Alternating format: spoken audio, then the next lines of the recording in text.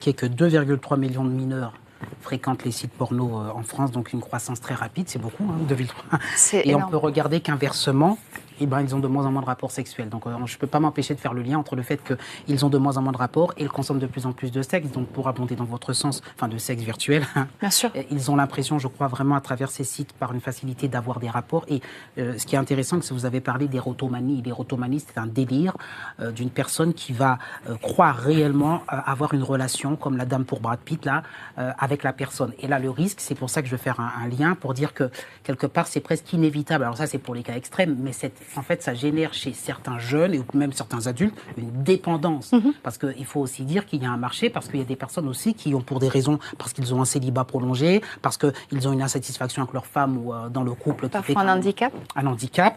Donc il y a tout un tas de choses qui font que les personnes ont cette dépendance, peuvent avoir une dépendance au virtuel, mais le risque, c'est qu'à un moment donné, on bascule d'un côté où on ne peut plus affronter la réalité. Comme vous l'avez expliqué, avec le phénomène MeToo et tout ça, les hommes ont perdu confiance et quelque part aussi le néo-féminisme font qu'on se dit, si j'aborde cette femme, elle va me mettre un vent et moi, c'est plus facile de ne pas prendre de vent et en plus, avec le porno, je peux choisir toutes sortes blondes, brunes, enfin, à la demande.